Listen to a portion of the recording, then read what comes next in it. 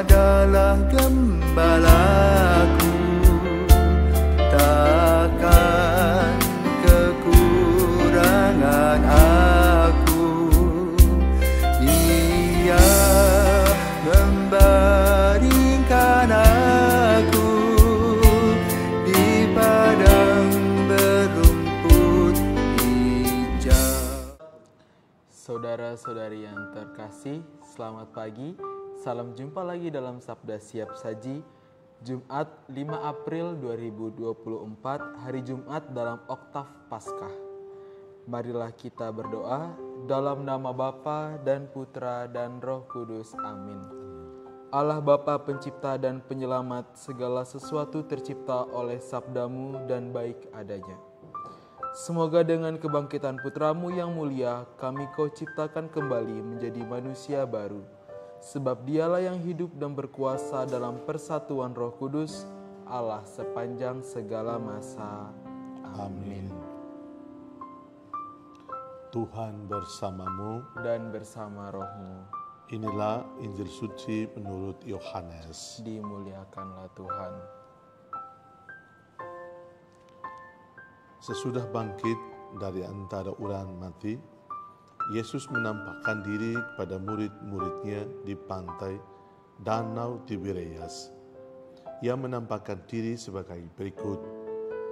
Di pantai itu berkumpul Simon Petrus, Thomas yang disebut Didimus, Nathanael dari Kana yang di Galilea, anak-anak Zebedeus, dan 2 orang murid Yesus yang lain.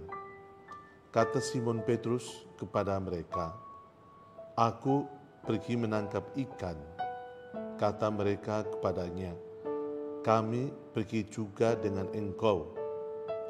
Mereka berangkat lalu naik perahu, tetapi malam itu mereka tidak menangkap apa-apa. Ketika hari mulai siang, Yesus berdiri di pantai. Akan tetapi murid-murid itu tidak tahu bahwa itu adalah Yesus.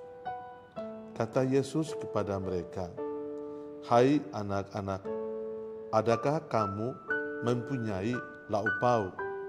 Jawab mereka, "Tidak ada." Maka kata Yesus kepada mereka, "Tebarkanlah jalamu di sebelah kanan perahu, maka akan kamu peroleh." Lalu mereka menebarkannya, dan mereka tidak dapat menariknya lagi karena banyaknya ikan. Maka murid yang dikasihi Yesus berkata kepada Petrus, "Itu Tuhan."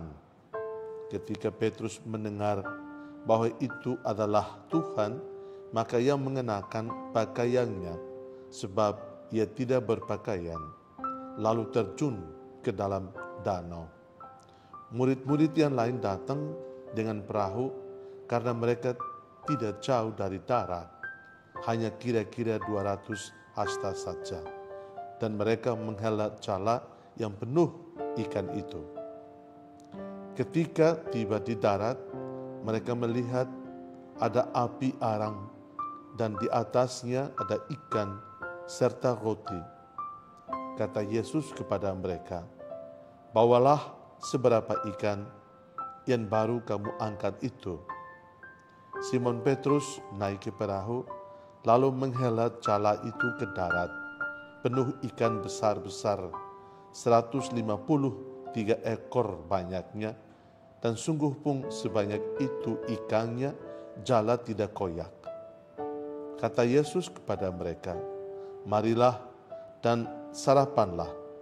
Tidak ada di antara murid-murid itu yang berani bertanya kepadanya, "Siapakah engkau?" Sebab mereka tahu bahwa ia adalah Tuhan. Yesus maju ke depan, mengambil roti,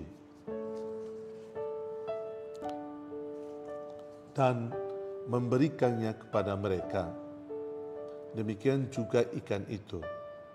Itulah ketiga kalinya Yesus menampakkan diri kepada murid-muridnya sesudah ia bangkit dari antara orang mati.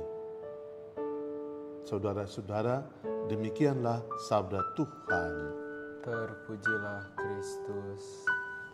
Baik, selamat pagi Romo. Pagi. Selamat pagi para pirsawan. Seperti yang sudah kita dengar bahwa Injil pada hari ini lagi-lagi menceritakan Yesus yang menampakkan diri lagi kepada para muridnya. Dalam oktav Paskah ini, Injil beberapa kali menjelaskan penampakan-penampakan Yesus setelah ia bangkit. Tentu saja dari penampakan-penampakan ini memiliki respon yang berbeda-beda. Seperti Injil pada hari ini, di mana para murid sedang menangkap ikan namun tidak ada hasilnya. Tetapi setelah Yesus datang, akhirnya keajaiban pun terjadi. Menurut saya, pada hari ini Yesus ingin menekankan rasa kepercayaan kepada kita semua, terutama kita sebagai umat Katolik dan para pengikut Kristus. Seperti sikap para murid, kita juga sering bersikap seperti itu, yang dimana kita sering memiliki rasa ketidakpercayaan akan kuasa dan kehendak Kristus. Tetapi ketika Yesus sudah berkehendak atau Yesus sudah memberikan mujizatnya, barulah kita percaya. Itu merupakan sifat yang sangat manusiawi dan kerap kali dimiliki oleh sebagian besar umat manusia. Sama seperti murid-murid yang lain, bahwa ketika mereka belum melihat Yesus melakukan suatu mujizat, maka dari itu mereka belum percaya bahwa itu adalah Tuhan. Nah, saya juga mungkin Romo kerap kali mungkin pernah mengalami ada suatu kejadian atau apa yang membuat Romo ada rasa ketidakpercayaan akan Tuhan. Begitu juga saudara-saudari yang di rumah. Mungkin kita meminta sesuatu kepada Tuhan, tetapi Tuhan belum menjawabnya, baru kita kehilangan rasa percaya. Kita menganggap bahwa Tuhan itu tidak ada. Sebenarnya ini merupakan rasa pesimis yang ada di dalam diri kita masing-masing. Tetapi jika Tuhan sudah memberikan apa yang kita mau, terkadang kita juga lupa untuk mengucapkan terima kasih dan mengucapkan syukur kepada Tuhan. Sifat manusiawi inilah yang sering Yesus tekankan bahwa harus dihilangkan, terutama pada Paskah ini, di mana Yesus menginginkan kita untuk menjadi manusia baru lagi ke depannya, menghilangkan rasa malas kita, menghilangkan rasa ketidakpercayaan kita untuk menjadi manusia baru ke depannya. Dengan kebangkitan Kristus juga kita diajak untuk berani memulai hidup baru di dalam warta Kristus itu sendiri. Romo dan Bapak Ibu, saudara-saudari sekalian yang ada di rumah, Kristus juga seringkali memberikan hal-hal yang mengingatkan murid-muridnya kepada Ia. Contohnya seperti saat Ia membagi-bagikan roti dan ikan. Murid-muridnya sempat terkesima dan tidak berani menanyakan hal tersebut karena mereka tahu bahwa Ia adalah benar-benar Tuhan. Maka dari itu, saya mengajak Romo serta Bapak Ibu, saudara-saudari sekalian yang ada di rumah, marilah kita semua membangun rasa percaya kita membuka mata dan hati kita untuk melihat bagaimana besarnya kuasa Tuhan dalam diri kita, bagaimana besarnya mujizat Kristus yang telah dilakukan dalam diri kita. Contoh kecilnya saja, Kristus masih memberikan kita nafas kehidupan sampai dengan saat ini. Maka dari itu, jangan lupa mengucap syukur kepada Tuhan akan segala rahmat yang telah Ia berikan kepada kita. Dan semoga dengan Paskah dan kebangkitan Kristus ini, kita diberikan rahmat dan kita diperbarui lagi dalam iman kita akan Yesus Kristus. Sekian dan selamat pagi.